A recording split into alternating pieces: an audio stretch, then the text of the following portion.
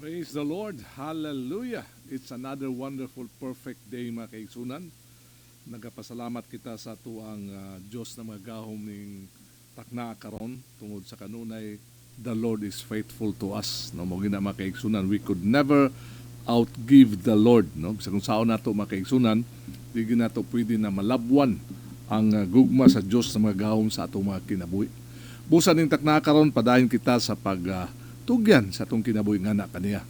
Uban sa mga pagpasalamat mga kaigsunan tungod sa pila ka mga oras nilabay sa atong kinabuhi, sukad ganihang sayo sa kabuntagon hantod ganing orasa karon ang ato ang Dios na mga gahom nagasustinar kanato sa paghatag og libre na hangin mga kaigsunan, no? Usay murag ato lang mabaliwala mga kaigsunan na kining hangin na yang ginahatag kanato mo kini nagasustinar na kita buhi panhantod ning kagabinon karon.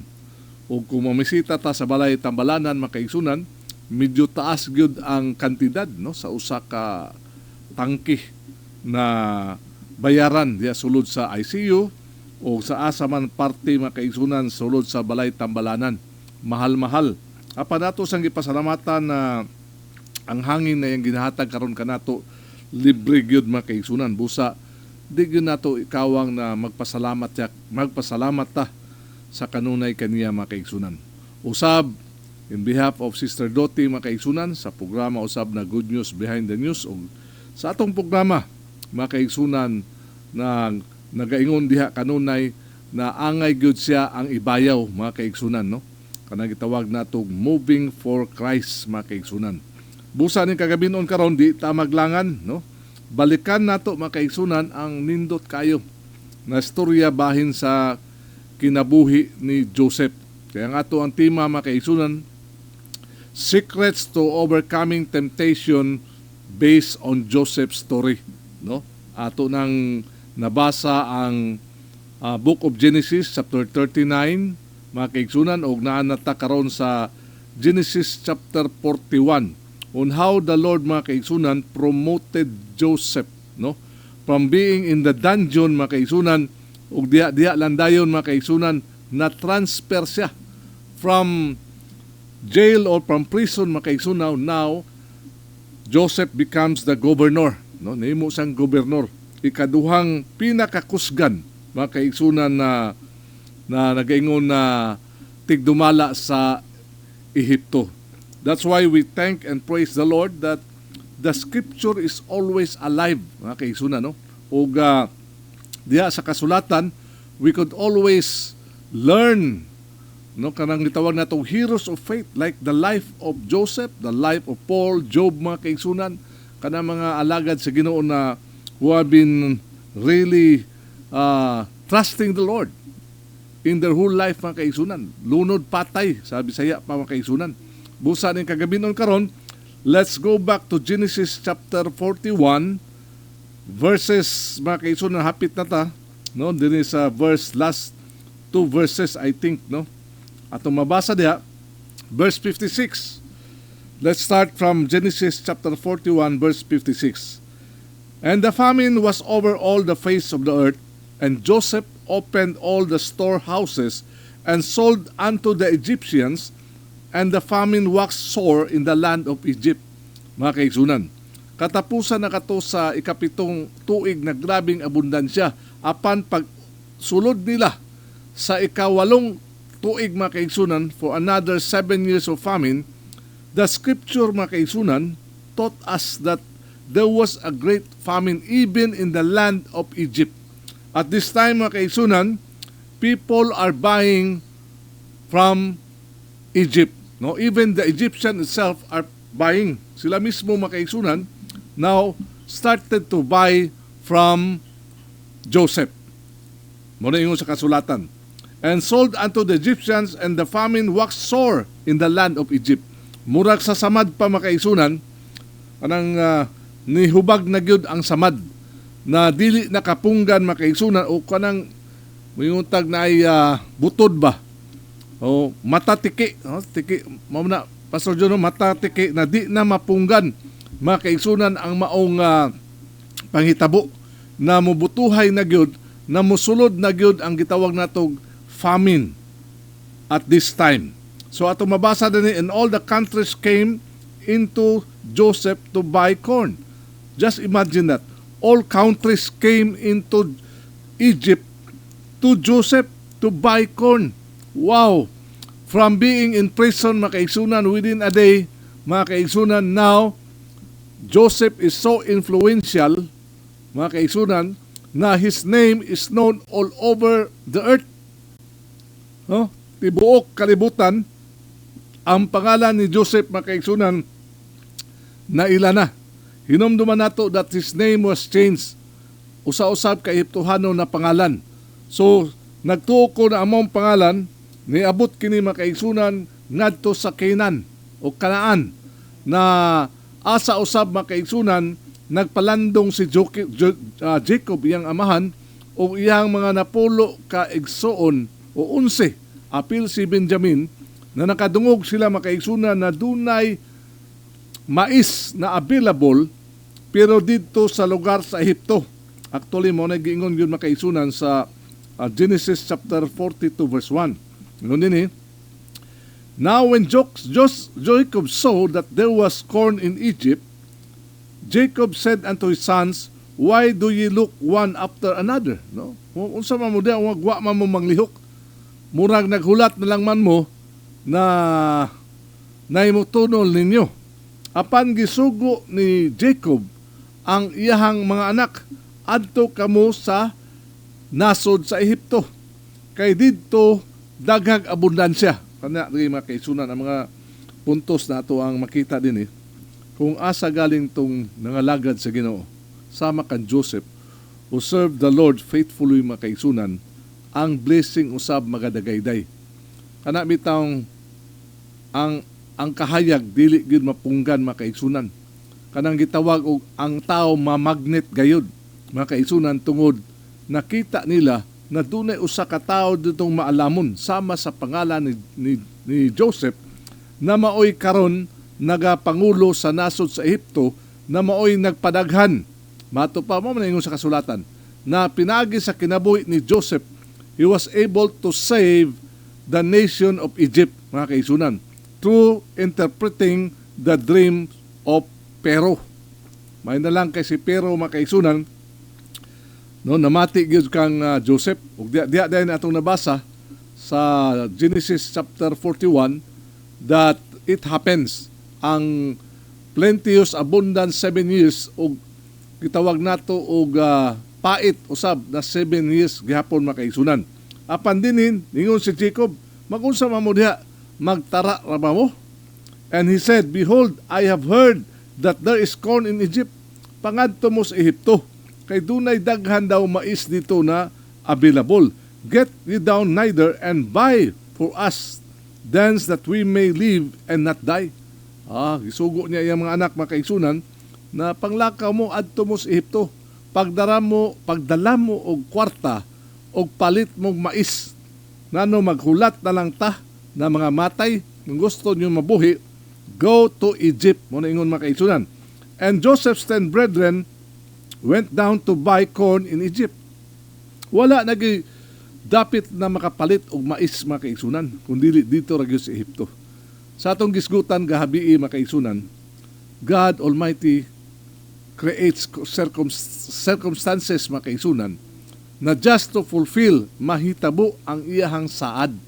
He will intervene, mamuhat ginang Ginoo, mga kaigsunan, to the power of Ruach HaKodesh.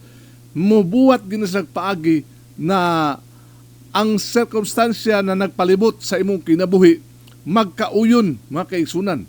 No magsumpay-sumpay hantod, may tabo na ang tawag na fulfillment sa tawag sa imong kinabuhi. O dagan mga panahon sa atong kinabuhi na dili nato masabtan, muagi tagbalatian, muagi ta og hapit maaksidente, mga kaigsunan. Apan tiliwala niya na si Pablo nagtudlo kanato na give thanks always. Muna diya, mga kaigsunan, sama sa kinabuhi ni Joseph, without him knowing, mga kaigsunan, na tanan katong kahitabo sa iya, katuyuan tos Ginoo. Labaw sa tanan, preparing the heart of Joseph. Importante ning gitawag nato preparations of our heart, mga kaigsunan. naron sa diyang moabot kita sa dapit, nagitakna na sa Ginoo, dili ta mahimong garbuso, dili ta mahimong hambugiro o arogante makaigsunan, apan magapabilin kita na maubsanon og magaila na si Yeshua o si Lord Almighty ang tuburan sa tanan. Og din nato nakita makaigsunan ang napulo niya ka half brother niadto na gyud sa Ehipto. Apan si Benjamin na iyahang igsuon makaigsunan nagpabilin. Di na gyud mo kumpiyansa in taon si Jacob, no? O wag natagam na gyud siya makaigsunan na di na gyud niya ipakuyog na ning napulo ka buok. O sa pila ka tuig nilabay makaigsunan si Jacob nakatuon yun siya na di pwede ni ato ipadala ni akong kinamanghurang anak, no? Kay basig may sama ni kang Joseph. Di nato nakita makaigsunan yun ang kasulatan. But Benjamin, verse 4, but Benjamin's, Joseph's brother, Jacob sent not with his brethren. Wala gipaapil, no? Pwede na unta to siya actually paapil mga kaigsunan kay medyo idara naman po to si gitawag nato si Benjamin at this time, no? Kay pila ka tuigod mga kaigsunan na ang giagihan ni Joseph, no? Mato pa ang kasulatan ingon that Joseph mga kaigsunan ni barog at tubangang kampero at the age of 30. More or less mga kaigsunan ato makita probably nilabay ang 16, 15 years mga kaigsunan. So medyo ulitaw na gyud si Benjamin. Pwede na ta mo kuyog. Apan wala tuguti ni Jacob mga kaigsunan. Kay ningon siya dinhi, for he said, lest peradventure mischief before him. Basig doon na po'y mahitabo na sama sa nahitabo ni Joseph. Nakabalo na gyud si Jacob makaigsunan busa di na ni pwede na maparihan ni kang Joseph. Huwag tanaw nato, huwag na gyud siya pagduda makaigsunan, no, sa iyang mga anak na mga lalaki na mismo sa verse 1 iya pagaling gikasab-an. Unsa mamudya sinalang mo barog, hulat na lang tag mga matay ni ani. Mo ingana pa kastorya mga kaigsunan ba. So panlakaw mo agtumos Ehipto, palit mo dito mais. Muna mga kaigsunan. And the sons of Israel came to buy corn among those that came, for the famine was in the land of Canaan. Abot na gyud dito mga kaigsunan sa ilang lugar. Just imagine pila ka milyahe na o pila ka kilometro mga kaigsunan gikan sa Canaan paingon sa Ehipto. Layo na mga kaigsunan. O kung atong basahon po ang kasulatan na ang maong famine nakaapekto mga kaigsunan. Grabe ang apekto ni ani halos tibok dapit. Kaningon din and Joseph was the governor over the land. And it was that sold to all the people of the land. And Joseph's brethren came. No, si Joseph mga kaigsunan has all the power and the authority. Pwede kanya balibaran kung yang gibati na di ka pwede baligyan, pwede niya balibaran, punggan mga kaigsunan, na bisan pa kung saon na nimo ang imuhang kwarta bulawan, kung dili ka mapaboran, di gyud ka kapalit og mais. Mao ningon dinhi. And it was that sold to all the people. Siya ang naga-decide.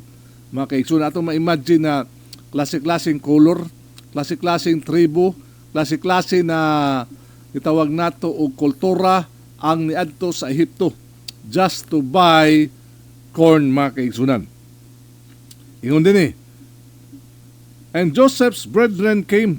Nakita niya giadto pud ang mga igsuon niya mga kaigsunan kaning napulo and bowed down themselves before him with their faces to the earth. Mao na ning fulfillment mga kaigsunan sa damgo ni Joseph na atong nabasa earlier in the book of Genesis chapter 39.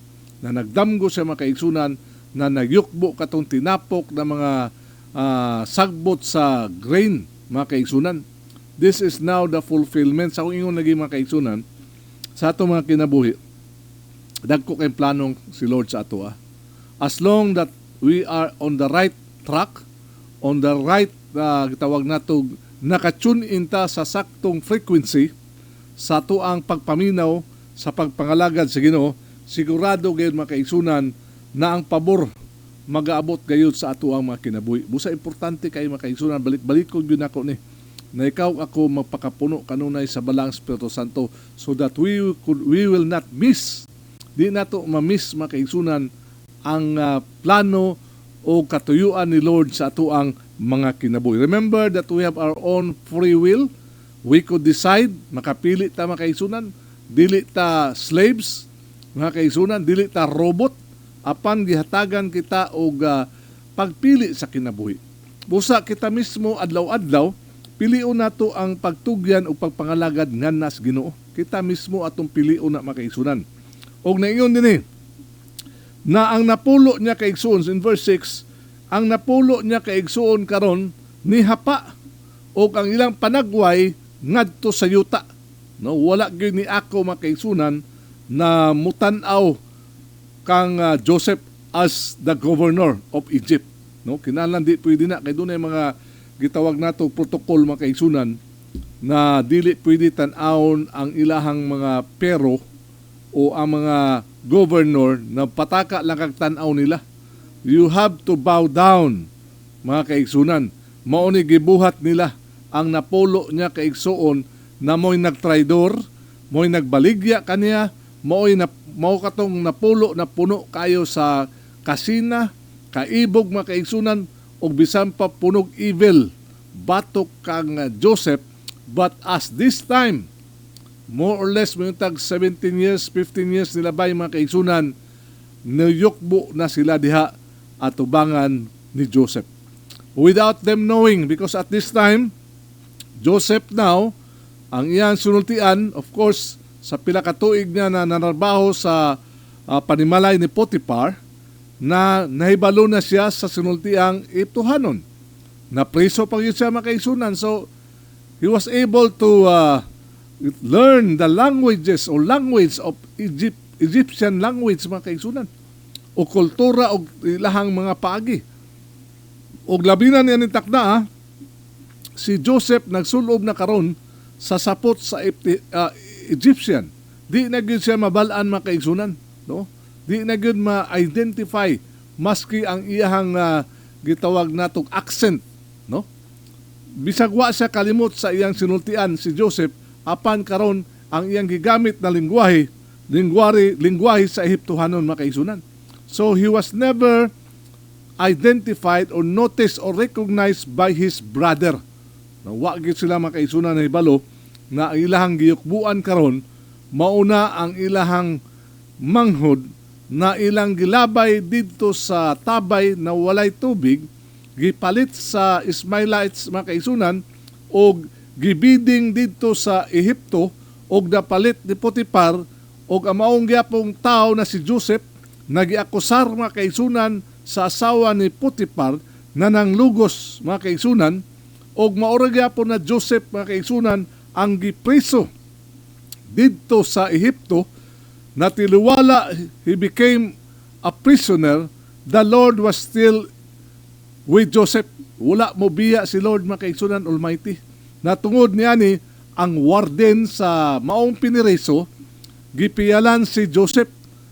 Hantod the time na dunay duha ka buktao na mga sulugoon ni Pero, the cupbearer and the baker na nagdamgo. Then Joseph mga kaigsunan interpret the dreams of the baker and the cupbearer. No, ang baker na gibitay apan katong cupbearer na ibalik sa iyang trabaho. Mga kaigsunan, no, mo tigtilaw, tigtanaw kung tiginom. Kung wa ba hilo, wa ba hiloi si Pero, una mahiluan si Pero, hiluan sa itong cupbearer mga kaigsunan. No? Di basta-basta po ito ilang trabaho. But because Potiphar, Joseph, Pero has a dream, nakahinumdum ng cupbearer na dunay tao dito sa dungeon or prison mga kaigsunan na mahibalo, may gasa na mo interpret. No? Mo na istorya ani, no? Nindot kayo? Wapo kayo istorya ni Joseph actually mga kaigsunan. No? Matag versikulo, matag detalye ni ani na istorya makatuon gyud ta mga kaigsunan. Daghan tag mapupo na mga pagtununan natong pwede ma-apply busa kung makadungog mo ng mga wali mga kaigsunan na maingon na ang daang tugon wala na sukwahi na mga kaigsunan. The word of the Lord, the instruction of the Lord, Torah, nagpabili na mga kaigsunan. Just imagine how we could learn from the life of Joseph. Agwanta lang, pasensya mga kaigsunan. Dauga ang dapat daugon. Ana mga kaigsunan ang kinabuhi ni Joseph. In verse 7, and Joseph saw his brethren. Kita niya dayon, of course. And he knew them. Nasayod si Joseph na iyan ang mga igsuon. Naggisugo sa ilang amahan na si Jacob, mga kaigsunan. But made himself strange unto them. Wa gyud din siya na makistorya sa ilaha, sa ilahang lingwahe, ingon ng mga Hebrehanon. But iyang gipadama sa iyang napulo kaigsuon na siya Iptuhanon gyud o Egyptian mga kaigsunan by using the language of the Egyptians. Og iyang nilihukan, sukwahi na mga kaigsunan, lahi na ang iyang barog, lahi na ang iyang panagway that his brothers di gyud makarecognize siya mga kaigsunan. Mo ingon sa kasulatan. Verse 7, but made himself strange unto them and spake roughly unto them. Dala singka-singka. Pinasuko ang storya ni Joseph sa mga igsuon. Kanang pangkuan ba, kanang itawag nato o kanang panglubog mga kaigsunan. Na gusto niya na bation sa igsuon kanang mataranta. Busa, mato pa din he spoke to them roughly unto them. Medyo kanang pinakusog mga kaigsunan. And he said unto them, whence come ye? And they said, from the land of Canaan to buy food. Nangutana din si Joseph, taga-asa mo. Mato pa sa iyahang napulo kaigsuon na wa kailan niya, gikan mis Kanaan, aron mo palit og pagkaon. And Joseph knew his brethren, but they knew him not. Wa gyud tao nakabalo, wa gyud sila ka-identify mga kaigsunan. No, apan nagtuko mga kaigsunan na tiniwala sa gibuhat sa mga igsuon kan Joseph, kanunay niya ginadalas pag-ampo tong napulo kabuk niya ng mga igsuon mga kaigsunan. Mao nang power kay dili ta dalon sa Ginoo sa laing ang sa atong pagpangalagad sa Ginoo kung kita mismo na puno po ta kalagot, na puno ta og gitawag natog vengeance, revenge mga kaigsunan. Apan si Joseph dinhi nagpadayon gyapon tiniwala na. I could just imagine how he prayed for his father mga kaigsunan, his younger brother, si Benjamin, o bisan pa sa iyahang mga igsoong babae, o bisan pa sa iyang napulo ka igsoong lalaki na gitawag natong half-brother. And Joseph remembered, mga kaigsunan, and Joseph, verse 9, and Joseph remember the dreams which he dreamed of them. Karon nakainumdum na si Joseph, nakatong iyang damgo na ng yukbo mga kaigsunan, katong mga stars mga kaigsunan, no? Fulfillment of what the Lord revealed to Joseph as his early years mga kaigsunan o iyang pagkabatanon, no? Di ginakalimtan sa Ginoo mga kaigsunan. Kita tao pwede pa tamahimong bakakon, pero si Lord ang kinaya sa Ginoo dili gina sa mamakak. Busan ingon din he remembered mga kaigsunan and remembered the dreams which he dreamed of them. This is verse 9, chapter 42. And said unto them, you are spies. Kamo mga espiya mo. No, basing nagpakaroinon lang mo. Namuanhin din to see the nakedness of the lands you are come. Basing inyong tuyo diri mauray pagspiya, pagtanaw, unsay kapasidad ni ani na dapit. Apan matud pa din sa verse 10, and they said unto him, nay, may the Lord but to buy food are thy servants come. So dili na tinuod, sir. Ang among tuyo diri mo lamang ang pagpalit og mais o pagkaon. Mo ni ilang ingon mga kaigsunan. In verse 11, we are all one man's sons. We are true men, thy servants are no spies. Sila mismo nagstorya. Kaming napulo, usara among amahan. Ingon sila mga kaigsunan, usara daw ilang amahan. Mo na ingon nila, og dili may mga espiya. Mo ni gisulti sa iyahang mga igsoon. In verse 10, and he said unto them, Nay, but to see the nakedness of the land you are come. And he said, the servants are 12 brethren. The sons of the one is in the land of Canaan. Yung sa napulo may kabuk lalaki. Ug ang isa karon tuwa sa Kanaan nagpabilin. And behold, the youngest is this day with our father. Ang kinamanghuran naa pa uban sa amo ang amahan. Kumpisal na sila makaigsunan. No, sugod na sa istorya aron ma-justify na sila dili mga espiya. And Joseph said unto them, that is that I spake unto you, saying, you are spies. Balik-balikan yun ni Joseph pag yung mga igsoon, dili oy, mga espiya mo. Gani lang mo diri aron sa pagsusi kung unsay kahimtang sa maong yuta. Hereby you shall be proved by the life of Pharaoh, you shall not go forth hence except your youngest brother come neither. Ingon sa dili pwede kung kamo nagsultis tinuod, magpabilin mong tanan, hulatan nato na mo anhi may balik ang imuhang o mo anhi ang inyong kinamanghuran na igsoon. By the way, balo na daan makaigsunan si Joseph that it was Benjamin. Apan yung gitanaw makaigsunan na kaniyang mga igsoon nagpabilin pa bagyapong mga bakakon mga kaigsunan. Napabilin ba sila ng mga tao mga kaigsunan na way pagtagad ngadto sa uban kay mao man nilang gipakita sa kinabuhi ni Joseph. O ngayon nila send one of you and let him fence your brother.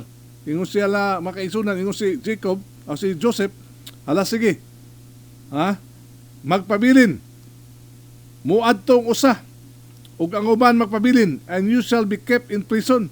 Prisuhon ta mo, that your words may be proved whether there be any truth in you, or else by the life of Pharaoh surely you are spies. Muna ingon ni kondisyon gihatag ni Joseph. Hala uli daw, nay usam uli dito, og dalog balik ang inyong giingon na duna pa mo'y manghod na nagpabilin dito sa kilid sa inyong amahan. In verse 17, and he put them all together into ward 3 days. Tulog adlaw mga kaigsunan. Gibutang ni Joseph ay mga igsoon dito sa house arrest o prisuhan mga kaigsunan. And Joseph said unto them, the third day, this do and live, for I fear God. Ingon si Joseph, hala, sige, may kahadlok sa Ginoo. Dito lang, doon na ginahatag ni Joseph na hint mga kaisunan, no, na siya mahadlokon sa Ginoo. If you be true men, verse 19, let one of your brethren be bound in the house of your prison. Go ye, carry corn for the famine of your houses. Karon, ingon na lang si Joseph, hala, sige, isa na lang ang mabilin. Aron makalakaw na mo, magdala mo o makaon. Aron ang inyong panimalay dili madutlan o dili maabtan sa gitawag og nihit mga kaigsunan or famine. But bring your youngest brother unto me. Gibilin ang isa ha. Gibilin ang isa. Niuli sila 9 na lang kabuk. Ug ingon si Joseph mga kaigsunan sa verse 21. And they said one to another, we are verily guilty concerning our brother, in that we saw the anguish of his soul.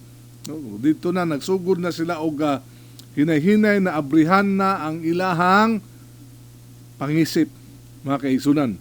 They feel guilty concerning sa ilang igsuon, mga kaigsunan, na ilahang gibaligya, thinking, mga kaigsunan, na dili na nila mamit pagbalik si Joseph. Okay, nindot kay na istorya actually mga kaigsunan. Nindot kay na istorya ni kung ato lang yun pamalandungon pag-ayo ng kamot ni Lord Almighty, mga kaigsunan, nagapamuhat yun na sa matag usa nato. Di gitabiyaan ni Lord mga kaigsunan. Just trust the Lord, no? Kung doon naman tayo saligan yan yung kinabuya, ang atong saligan mga kaigsunan, walilain. Si Lord Almighty, pinagi kang Yeshua HaMashiach mga kaigsunan.